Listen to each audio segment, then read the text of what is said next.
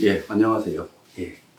저는 아까 앞에 보셨겠지만, 상속의 정석 시리즈 저자이자 상속과 유류분 사건을 16년 실무를 하고 있는 이재우 상속 전문위원입니다.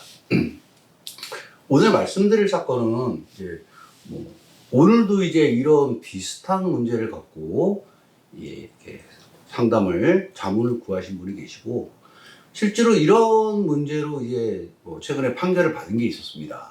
뭐냐면, 형제 중에 한 분이 장남이라든가 이런 분들이 오빠라든가, 이거는 어떻게 상속재산 분할 협의를 할 테니까 도장을 달라, 인감하고 보내라, 또는 줘라, 이래서 줬더니 그렇게 믿고 줬는데 나중에 보니까 전혀 다르게 협의분할서가 작성되고, 그 협의분할서에 의해서 등기가 넘어간 경우입니다. 그런 거죠. 뭐냐면, 예를 들어서 이렇게 집이 있고, 그래서 건물이 있습니다. 이렇게. 현금이 있습니다. 이렇게. 이제 오빠가 얘기합니다. 이거는 어머니가 어차피 사시면 얼마나 더 사시겠냐. 그러니까 어머니 생활비 하셔야 되니까 드리고, 이 건물도 어머니 앞으로 하고, 살고 계실 거니까 이거 어머니 앞으로 했다가 돌아가시면 그때 너하고 나하고 똑같이 나누자. 이렇게 얘기를 합니다. 딸 입장에서는 나쁘지 않습니다. 어차피 오빠가 갖겠다는 것도 아니고 어머니 드리겠다는 거고, 어머니가 돌아가시면 2분의 1씩 나누면 되니까. 그래서 도장을 줬습니다. 그랬더니 어떤 문제가 일어나냐면, 이거는 어머니로 그냥 넘어갔습니다. 요게 어머니로 넘어갔습니다. 명의가. 협의분할에 의한 상속 등기로. 요것도 어머니가 출금하셨습니다. 어머니가. 이게 오빠 명의로 넘어간 겁니다. 이렇게. 이런 경우가 많습니다. 생각보다 많습니다. 저희가 한정식 상속포기 이런 거 할 때도 보면, 특히 상속포, 전월의 상속포기 같은 경우는 돌아가신 분의 형제의 자녀들까지 상속포기를 해야 되는 일이 발생합니다. 그런 경우에 보면, 인감증명하고 인감도장을 이만큼씩 갖고 옵니다. 믿고 주는 겁니다, 이렇게. 우리나라는 혈연관계, 1차 집단에 대한 신뢰가 상당히 높습니다. 그러다 보니까 오빠가 하고 엄마한테 해준다니까 그냥 줍니다. 나중에 이렇게 등기됩니다. 자, 이럴 때 딸이 얘기합니다. 아니 오빠, 이거 원래 어머니한테 주기로 했잖아. 이게 왜 오빠 명의로 돼 있어? 그러면 대부분의 오빠들이 이렇게 얘기합니다. 뭔 얘기야. 네가 찍었잖아. 이렇게 얘기합니다. 딱 잡아댑니다, 그냥. 환장합니다. 그러면 이거를 뒤집을 수 있느냐? 이거를 말소하든가 이렇게, 아니면 내 7분의 2, 내 7분의 상속 지분을 찾아올 수 있는가? 이게 문제입니다. 오늘은 실제 있었던 사례를 소개를 해드리면서 말소되는 경우에 대해서 말씀드리겠습니다. 자, 이 사건도 원래 1심에서는 패소 판결을 받았습니다. 그런데 패소 판결문에 그런 거 있죠. 졌는데 진 것 같지 않은. 그러니까 판결문을 보면 진 것 같은데 진 것 같지가 않은 기분이 든단 말이에요. 이유는 뭐냐면, 판결문에 우리한테 항소해서 이길 수 있는 단서가 있다는 거죠. 그래서 항소를 했고, 항소심에서 뒤집어졌습니다, 이게. 그래서 원고 승소 판결이 났습니다. 이게 어떻게 된 사건이냐면, 마찬가지로 어머니 계시고, 오빠, 딸이 있습니다. 자, 어떤 게 있냐면, 집이 있습니다. 그리고 오피스텔 있고, 여기 건물이 있습니다, 이게. 그리고 여기 또 많습니다, 이게. 이렇게 해서 원룸이 있습니다. 이렇게 이제 돌아가신 분의 재산이 이렇게 있었습니다. 자, 이게 어떻게 얘기가 됐냐면, 오빠하고 얘기입니다. 이건 어머니 주자. 이거는 동생, 딸이 가져가라. 요거는 아들, 요거는 어머니. 이렇게 얘기를 합니다. 이렇게 나누자는 겁니다. 내가 그래도 원룸 큰 걸 받았으면 요거도 상속세 내겠다, 내가. 상속세하고 취득세 납부하겠다. 네, 이렇게 얘기합니다. 뭐, 딸 입장에서는 조금 약간 덜 받는 기분이 들지만, 뭐, 상속세하고 취득세까지 다, 뭐, 오빠가 책임진다고 하고, 오빠가 이거 팔아서 책임졌습니다. 예. 지켰습니다. 뭐, 이 사는 집하고, 이게 거의 상속재산의 거의 70%를 차지합니다, 이게. 예. 상속재산 전체 규모에서 가장 비쌉니다. 한 70%를 차지하는데, 뭐 이거를 어머니 명의로 한다 그러니까 이 두 개는 나중에 어머니 돌아가시면 이제 받으면 된다고 생각했습니다. 그래서 이제 도장하고 인감을 줍니다. 인감을 떼서 보내라고 하니 떼서 보냅니다. 그리고 얼마 지나지 않아 오빠로부터 이거에 대한 등기 권리증을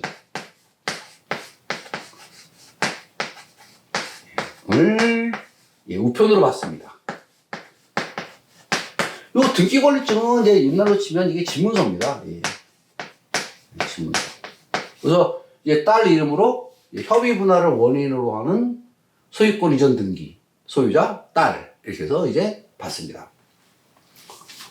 뭐 오빠가 이렇게 해준다 그랬고 실질을 했고 그래서 딸은 잘 된 줄 알았습니다. 1년 정도 지났을 때 우연한 기회에 이 등기부등본을 떼봤습니다.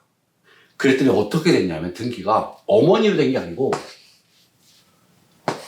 어머니 10분의 1, 아들 10분의 9 이렇게 된 겁니다. 이게 제일 큰 재산이거든요. 이건 어머니로 됐는데 이게 이제 문제입니다. 이게.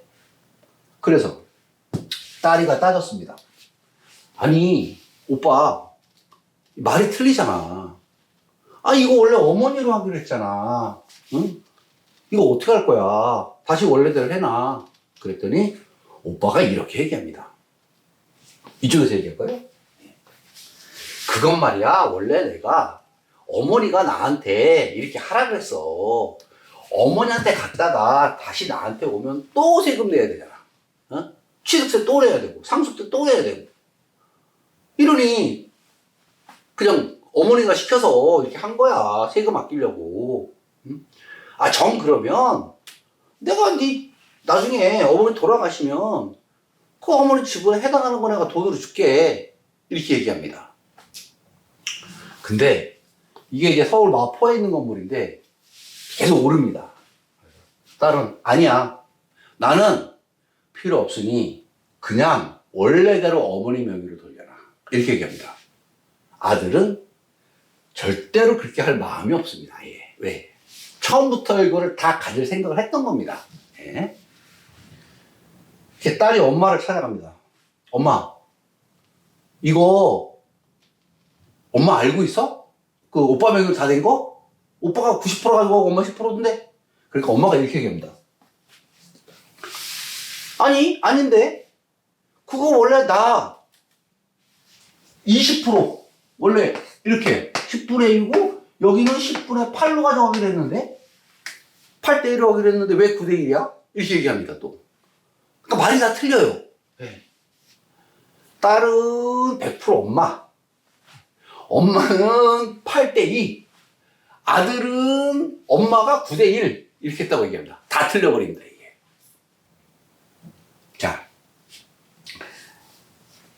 이게 문제가 뭐냐면 그래서 이제 소송을 했습니다. 이게 아들을 상대로 소송을 했습니다. 그랬더니 아들이 미안해, 내가 원래 잘못 찍었어. 네가 원래 그렇게 한 건 아닌데 내가 잘못 찍었어. 내 말소해 줄게. 이렇게 얘기할까요? 아닙니다. 변호사를 선임해서 나왔는데, 아니다. 이건 내가 다 설명했다, 그 전에. 다 설명했고, 그리고 딸도 동의했고, 그래서 찍은 거다. 어? 내가 나중에 뭐 이렇게 9대1로 해가지고 나오는 월세로 어머니 잘 모시라고, 응? 원래 나한테 다 가져가라고 한 거를 내가 그러면 어머니 서운해 할까봐 내가 어머니 1%, 10% 드린 거다, 내가 오히려. 이렇게 얘기합니다. 자, 누구 말이 맞냐는 거죠. 우리는 이렇게 얘기합니다. 그 법률적인 용어입니다. 진정 성립이 인정되는 처분 문서라는 것이 있습니다. 예. 요거는 뭐냐면 권리 변동을 일으키는 문서입니다. 그 권리가 뭐 소유권은 청구권일 수 있고 뭐 의무 이런 거 부담하는 거일 수도 있고, 그래서 법률적으로 어떤 권리가 변경되는 이 문서에 의해서 이 권리를 처분하는 문서를 처분 문서라고 얘기합니다. 이게 법률적인 용어입니다. 판례에서도 판결문에서도 이대로 쓰고 있고, 대법원 이제 판결문을 보면 이렇게 나옵니다. 그러면 진정성립은 뭐냐? 요게 이제 왜 이런 거죠? 나의 진심을 어떻게 말해줄까요? 이겁니다, 이거. 이게 진심입니다, 그냥 진심. 진정한 의사. 진정은 진정한 의사를 말하는 겁니다. 성립. 오케이. 이겁니다. 자, 이거를 붙여서 쭉 설명을 하면 문서를 작성한 사람이 자신의 진짜 의사로, 의사로서 만든 것으로 인정되는 권리에 대한 문서입니다. 만약에 그 권리 문서가 작성자가 자유로운 의사로 작성한 것으로 판단이 되면 그 내용은 그대로 인정됩니다. 그대로 인정되고 그게 아니라 그러면 아니라 그러는 사람이 증명을 해야 될 책임이 있습니다. 문제는 문서에 도장이 찍힙니다. 도장이 찍으면 그 사람이, 도장을 찍은 사람이 자기가 찍었다고 추정이 되고 자기의 진정한 의사로 찍었다고 추정이 됩니다. 자, 이 사건의 경우, 딸의 사건에 협의분할서를 보면 딸의 도장이 찍혀 있습니다. 딸 명의로 된 거. 그러면 이거는 특별한 이유가 없는 한 딸이 자기의 그 내용을 읽어보고 자기가 진짜 그거에 승낙한다는 자유로운 의사로 도장을 찍은 걸로 추정이 됩니다. 이게 추정이 됩니다, 여기까지가. 그러면 이 처분문서는 그대로 해석을 합니다. 딸이 준 도장이 찍혀있는 거기에는 그 건물의 90%를 아들이 상속받는 걸로 찍혀 있습니다. 그리고 그 문서에 딸이 스스로 찍은 걸로 인정이 됩니다. 자, 그러면 딸이 자기가 스스로 그 문서에 도장을 찍었는데 나중에 야 그거 무효야 이렇게 할 수 있을까요? 없습니다. 그래서 일반적으로 협의 문화를 무효로 주장하는 재판에서 원고가 승소하는 사례가 거의 없습니다. 그러나 이 사건 같은 경우는 뒤집어졌습니다. 왜 그러냐면 증거 수집을 통해서 아까 말씀드렸죠. 어머니는 8대입니다. 그죠? 아들은 이렇게 해야 되겠네요. 어머니가 말하기를 어머니와 아들은 8대이다 이렇게 얘기합니다. 자, 아들은 뭐라 그러냐? 어머니가 어머니가 여기 8대기가 여기 바뀌었네. 어머니가 이 아들이 8 가져가기로 했다 이렇게 얘기합니다. 아들은 아니야 어머니가 1, 나 9 가져갔어 이렇게 얘기합니다. 딸은 뭐라 그러냐? 10대 빵 이렇게 얘기합니다. 네. 이게 안 맞습니다. 이게 지금 다 제각각입니다. 그러면 근데 문제는 이 협의 분할은 공동상속인 전원이 이제 협의를 해야 됩니다. 한 명만 빠져도 효력이 없습니다. 따라서 이 협의는 무효입니다. 어떤 상속재산에 대해서 그 상가 건물에 대해서 어떠한 협의도 없는 걸로 추정이 됩니다. 왜? 다 틀리니까. 전원이 의사가 맞는 게 없습니다, 이게. 자, 두 번째. 도장. 도장이 찍혀 있는 거를 딸이 안 찍은 거. 딸이 날이 나지 않은 것이 증명된 겁니다, 이게. 예. 딸이 도장이 찍혀 있지만, 그게 딸이 찍지 않은 사실을 증명을 마친 겁니다. 이런 경우는, 지우고, 협의 분할이, 전원이 동의하는 협의 분할이 없었다는 거는, 말씀을 드렸습니다. 이 사건에서. 그 다음은, 도장이 날인자에 있는데, 요게, 날인자가,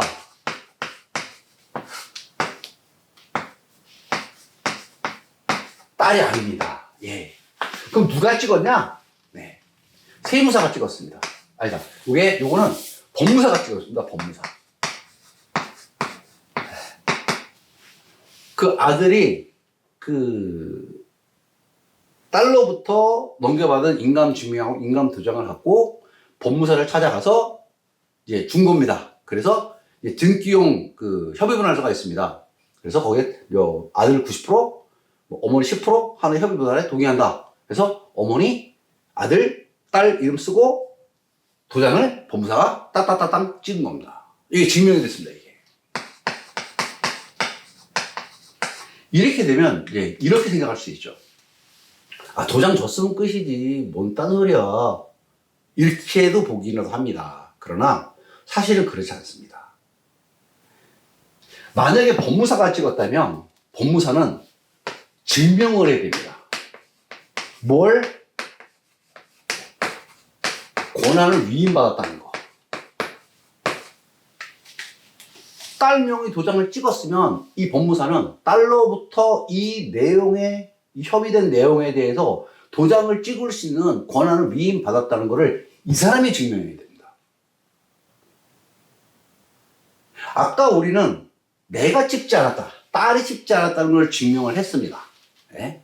그걸 증명을 해버리면 그 다음에는 도장을 찍은 사람이 도장 찍을 권리를 위임받았다는 걸 증명을 해야 되는데 쉽지 않습니다. 사실은.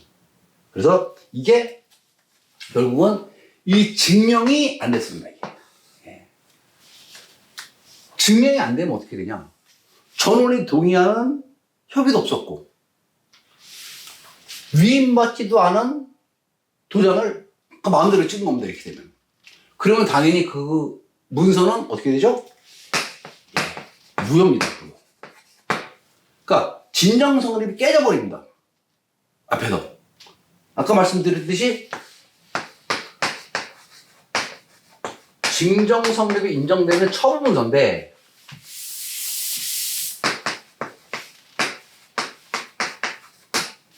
이게 그러니까 문서에 날인한 사람의 자유로운 의사에서 찍은 걸로 추정돼야 되는데 이게 깨져버린 겁니다. 이렇게.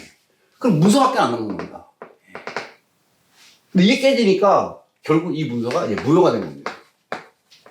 자, 그러면 아까 말씀드렸죠? 상가 건물은 9분의 1, 어머니 9분의 1, 아들 10분의 어머니가 10분의 1, 아들이 10분의 9 이렇게 됐습니다.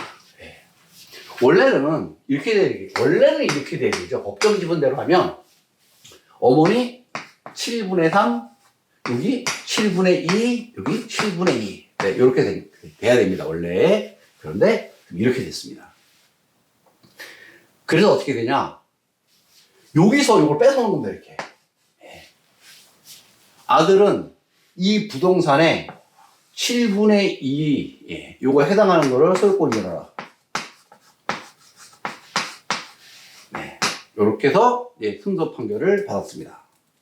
뭐, 아들은 대법원에 이제 상고를 했습니다. 그러나, 뭐, 아직 결정은 안 났지만, 아들이 이거를 항소심의 판결을 뒤집을 수는 없습니다.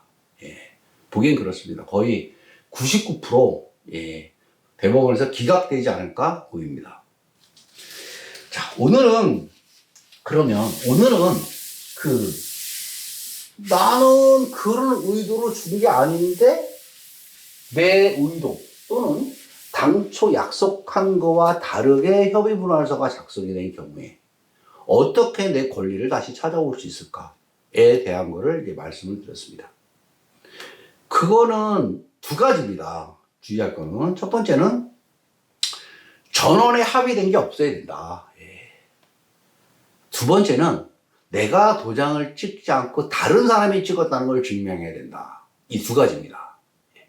물론 그 소송이라는 게 딱 하나 갖고 딱 두 개 갖고 이렇게 뭐 판단이 되진 않습니다. 사실은 그 두 가지가 대표적인 거라는 거지 뭐 그것만으로 결정되진 않습니다. 여러 가지 뭐 주변 정황, 뭐 간접 증거, 뭐 사정, 그 협의 경위 이런 거에서 이제 판단이 됩니다. 그런데 아까 말씀드린 그 두 가지를 증명하는 것도 뭐 어떤 딱 이렇게 하면 된다가 아니고 그 정황이나 여러 가지 간접 증거들 이런 게 이제 이제 다 종합적으로 반영이 돼서 판단이 됩니다.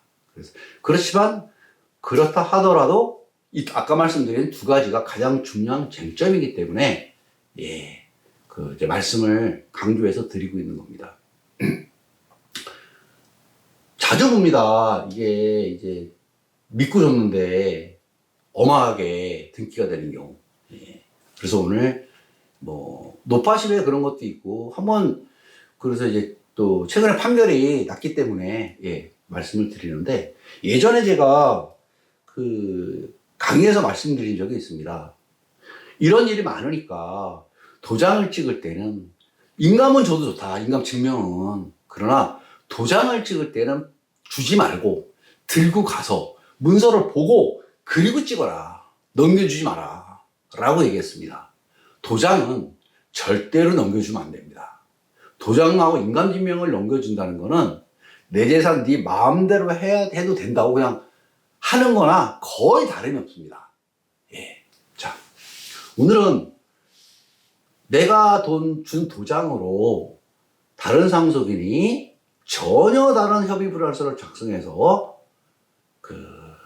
이 상속재산을 편취했을 때, 취득했을 때 이거를 무효로 만드는 것에 대해서 네, 한번 살펴봤습니다. 자, 오늘은 여기까지 하고 다음에는 다른 주제로 다시 찾아뵙도록 하겠습니다. 좀 강의가 지루하고 좀 길었을지는 모르겠는데 예, 듣느라 고생하셨습니다. 이상 이재우 상속 전문의였습니다.